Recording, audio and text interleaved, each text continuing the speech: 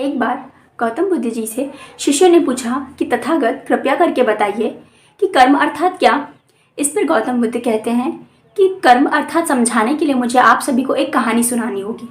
कहानी का प्रारंभ करते हुए गौतम बुद्ध जी कहते हैं कि एक बहुत बड़ी प्रजा थी जिसमें एक राजा थे और उनके साथ एक मंत्री थे। राजा हमेशा अपनी प्रजा की सुरक्षा के लिए हर बार चक्कर लगाया करते थे और देखते थे कि राज्य में सब कुछ कैसा चल रहा है। एक बार यूं ही चक्कर काटते काटते वो एक दुकान के सामने जाकर खड़े होते हैं और न जाने क्यों ऐसा कहते हैं कि क्यों अपने मंत्री से कि मुझे ऐसा मन कर रहा है कि इस व्यक्ति को, इस दुकानदार को कल सुबह ही फांसी दे दी जाए।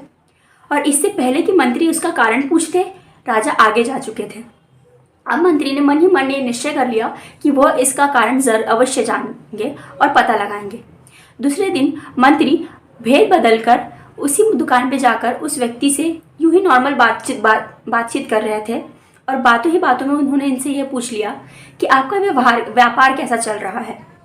तब उस दुकानदार ने जवाब देते हुए ये कहा कि व्यापार तो बहुत ही मंदा है। बहुत सारे लोग आते हैं और चंदन की लकड़ियों को सूंघते हैं, उसकी तारीफ करते हैं, उसकी प्रशंसा करते हैं, उसे पसंद भी करते हैं, किंतु उसे खरीदता कोई नहीं है। और यूं ही बातों बातों में उसने यह भी कहा कि मैं बस इस बात का इंतज़ार कर रहा हूँ कि कब राजा की मृत्यु हो जाएगी और उनकी अर्थी के लिए, उनकी चिता के लिए मुझसे बहुत सारे चंदन की लकड़ियाँ खरीदी जाएगी और शायद उसके बाद मेरा जो व्यापार है वो और भी आगे बढ़ जाएगा। तब मंत्री के मन में यह सुनने के बाद आया कि यही वो नकारात्मक ऊर्जा है जिसके वजह से राजा को भी नकारात्मक की सोच पर भी इसका प्रभाव पड़ा और उनके दिल में भी और दिमाग में भी इस व्यक्ति के लिए नकारात्मक विचार आ गए। अब वो मंत्री बहुत ही शातिर था और बहुत ही चालाक। उसने उस चंदन का व्यापार करने वाले व्यक्ति से कहा कि क्या आप अपने इस दुकान से कुछ चंदन की लकड़ियाँ मुझे देंगे। तो उस व्यक्ति ने हामी भरते हुए चंदन की लकड़ियाँ दी उसे और पैसे लिए। अब जो वह मंत्री थे वह राजा के पास गए और राजा से ये कहा कि उस चंदन के व्यापार वाले व्यक्ति जिसे आप कल फांसी देने की सज़ा सुनाने की बात कर रहे थे, उसी व्यक्ति ने आपके लिए ये चंदन की लकड़ियाँ उपहार स्वरूप दी है। यह सुनते ही राजा बहुत ही प्रसन्न हो जाते हैं। तब मन ही मन ये सोचते हैं कि आखिर क्यों मैंने इतने अच्छे व्यक्ति के लिए ऐसी बात सोची, और उस व्यक्ति को 5 सोने की मुद्रा उपहार स्वरूप देने के लिए सभी को आदेश देते हैं। अब जब उस चंदन के व्यापार वाले लकड़ी के व्यापार वाले उस व्यक्ति को ये 5 स्वर्ण मुद्राएं मिलती हैं तो वह भी भीतर ही भीतर ये सोचने लगता है कि राजा तो कितने दयालु और कितने बड़े दिलदार हैं, आखिर मैंने उनकी मृत्यु की बात सोची तो सोची कैसे।